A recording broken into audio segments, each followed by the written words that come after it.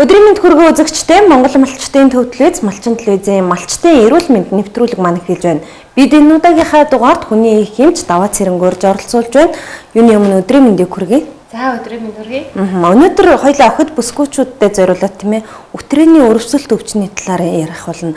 Өтрээний өрөвсөл гэж юу юм бэ? Юунаас болоод өтрээ маань өрөвсдیں тийм ээ үйл ажиллагаа нь юу юм бэ? За юуны түрүүнд өрөвсөлт өвчин ярихаас өмнө өтрээний талаар яриул илүү зохимжтой байх гэж бодож байна.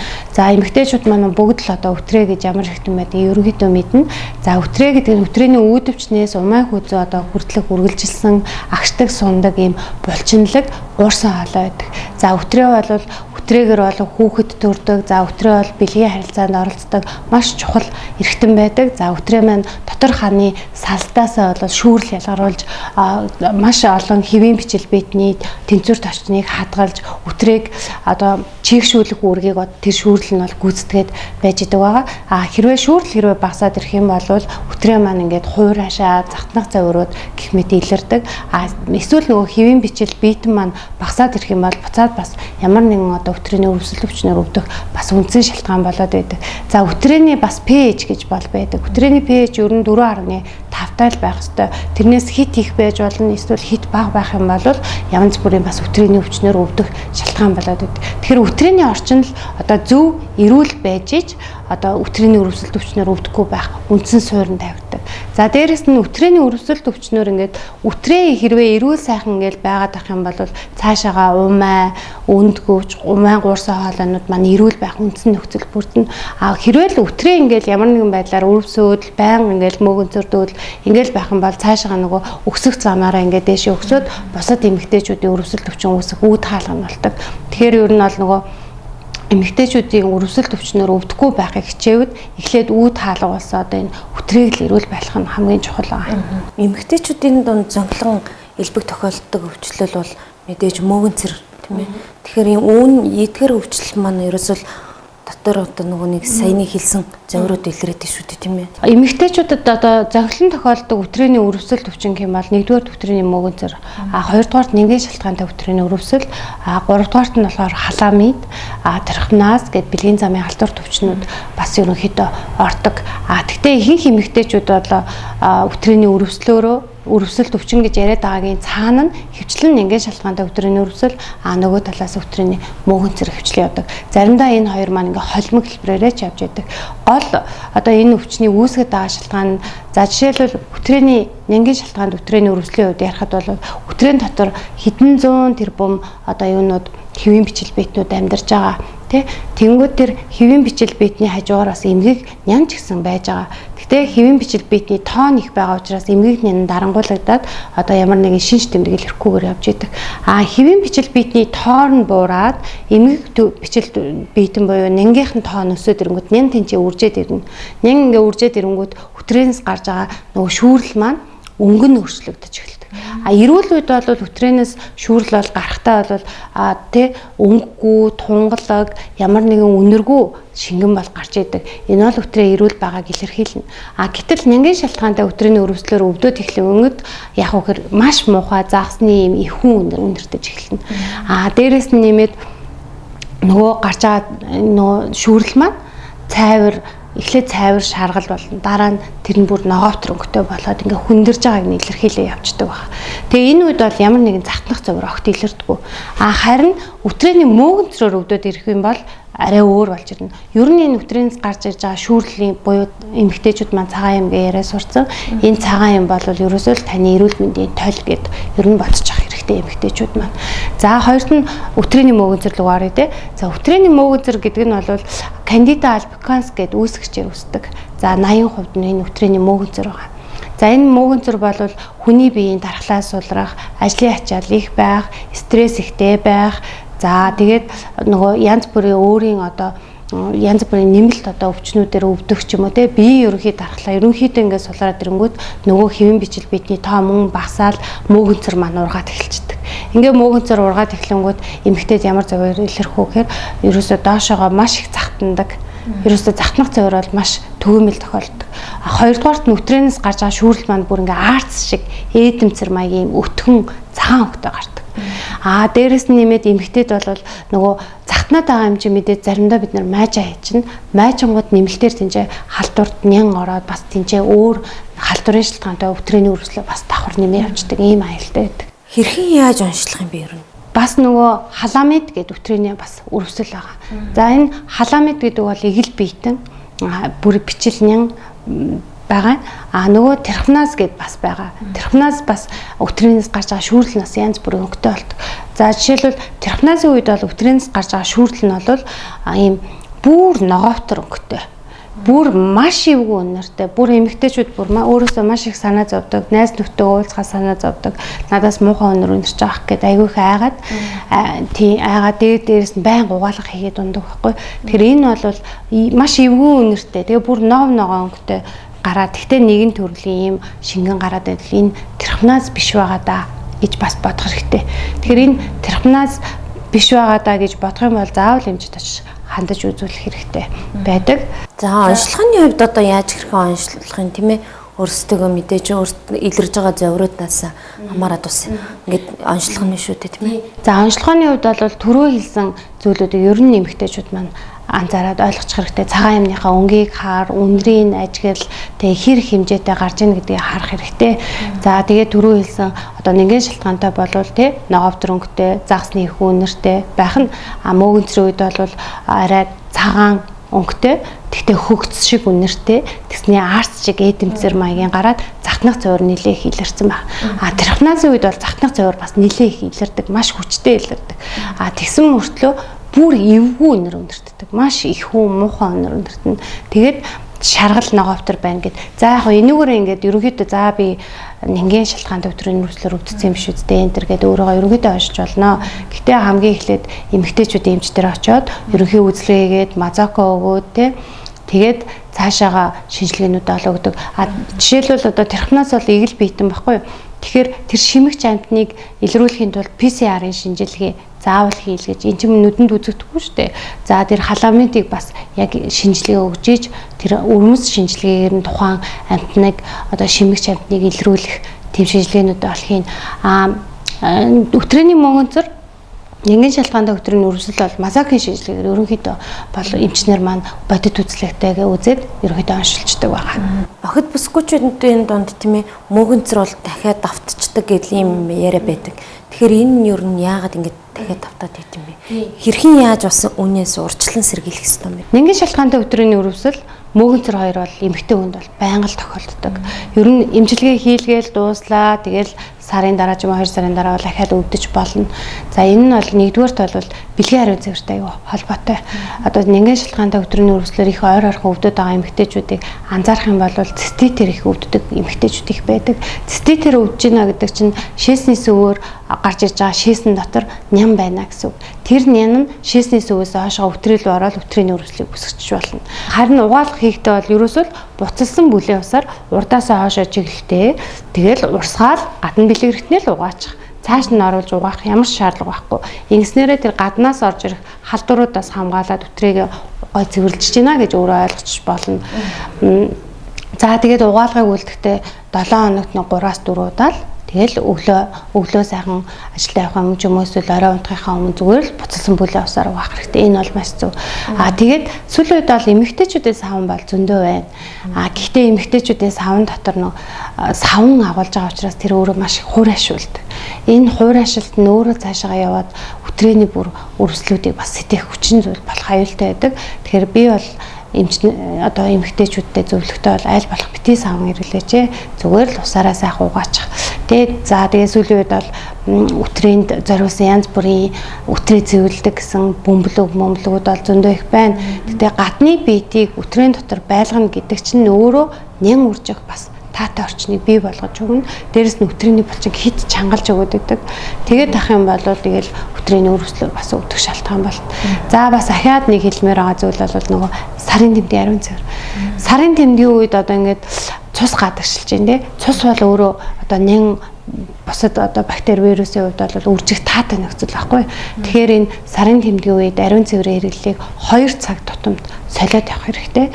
Дээрэс нь нэмээд тампоныг өтрийн ерөөсөө удаан байлгаж болохгүй. Тампон бол өтрийн дээдлэн л 2 цаг байх хэрэгтэй. За тэгээд 2-оос дээш цаг болоод ирэх юм бол тэрэн дотор ч ёстой ням бактери өрөөсч үржээл тэгээд өтрээний өрөвслийг үүсгээл эсвэл өтрээний мөөгөнцрийг ургах таатай нөхцөлийг бий болгож өгдөг. Одоо яг ингээ өтрээнд нь өрөвсөл гараад ирсэн тий цагаан амьных нь өнгө үнэр нь өөрчлөгдөөд өөрөөс нь жоохон эвгүй үнэр үнэртэй тий тэгээд мөөгөнцрөөр ойр ойрхон ингээд сэдэгдэд байгаа энэ нэмэгтэйчүүдэд бол энэ манай хямлаа энэ вегелийг энэ локал гэдэг энэ хоёрын нэг бол эмчийн заваргуур шууд хэрэгжилж болно. Бас цэвэр эмийн ургамлын алхахтай бүтээгдэхүүнүүд байгаа. Вегелийг одоо яаж хэрэглэх вэ эмэгтэйчүүд маань тийм ээ? Мөн эмийг шахмал эмээ маань яаж хэрэглэх вэ? За, вегелийн хувьд бол энэ маань бас цэвэр эмийн ургамлын найрлагатай, гурвалсан үйлчилгээтэй, өтрээний өрөвслийн эсрэг үйлчилгээтэй, нянгийн эсрэг үйлчилгээтэй, дээр нь мөөгөнцрийн эсрэг үйлчилгээтэй. Тэгэхээр нөгөө эмэгтэйчүүдийн төгөөмөл өгдөг өтрээний өрөвсөл төвчнүүдийн эсрэг үйлчилгээ үзүүлнэ гэсэн үг. За тэгээ энийгээ бол 7-оос 14 хоногийн турш хэрэгэлдэг. Өтрээнд бол 2 граммаар хийж хэрэглэнэ. Орой унтахын өмнө. За энэ би бүр албаар ингээд аппликаторын гараад энэ дотроо юм аппликатортай байгаа.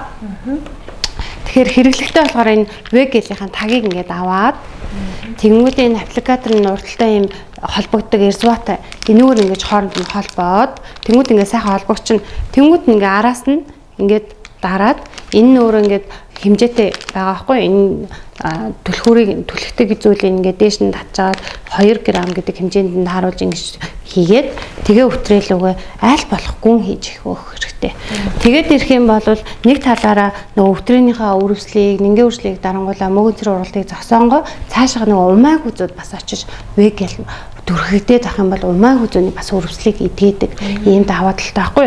Тэгээд энийг бол 7-аас 14 хоног яг хэрэглэн шинж тэмдэг хэрвээ илэрсэн байгаа бол за ер нь их хэмжээтэй ингээд цагаан амийн хэмжээтэй ялгарч байгаа эсвэл цагаан амных нь өнгөн моговтор болоод яг нингийн шалтгаантай өрөвслөөр өвдсөн байгаа үед бол өглөө оройдоо ч хэрэглэж болно. Өглөө 2 г-ыг орой 2 г-ыг ингээд хэрэглэж болно. Тэгээд одоо нөгөө энэ дээр бас нэг ярих юм бол юу байгаа юм? Цэвэршилтийн насны эмэгтэйчүүдийн одоо өтрөө маш их хурж байна.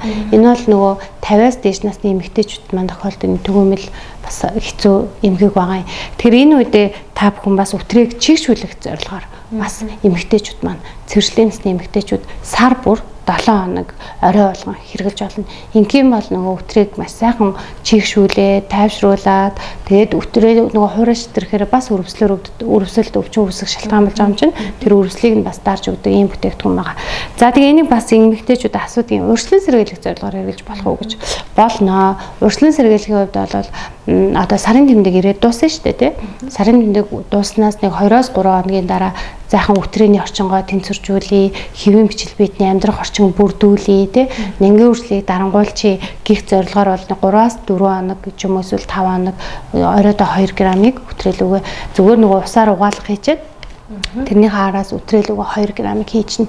Ингийн бол өтрээ маань маш сайхан цэвэрхэн байх бүрэн боломжтой гэсэн үг. Бас өвдгөөс өмнө урьдчилан сэргийлнэ гэдэг чинь маш чухал.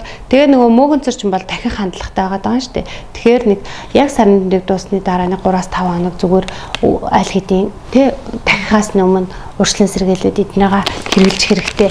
За тэгээд нөгөө шинж тэмдэг маш тод илэрсэн байгаа эмэгтэйчүүд маань өглөө оройдоо хэрэглэж штэ. Энэ бол хэсэг газартай л өтрийг эмчлээд байгаа. Тэгэхээр энэ локал гэдэг юм нь бол амаар ууж хэрэглэдэг юм. 2 шахамлаар өдөрт 3 удаа удаг. За энэ нь бол яадаг вэ гэхээр дотор нь агуулж байгаа эмийн ургамлууд нь ерөөсөө тэр өтрээний өрөвслийг үүсгэж байгаа нянгийн өршлийг дарангуулах одоо устгах үйлчлэгийг үзүүлнэ гэсэн үг шүү дээ. Тэгээд дээрээс нэмээд өрөвслийн маш сайхан намдаагаад умай болон одоо өтрээний дээр дотор талын састыг нөхөн төлжилтийг маш сайн дэмжиж өгдөг. Тэгээд тэр эмгэг ялгарс шүүрл ингээ ихсчээд байгаа шүү дээ.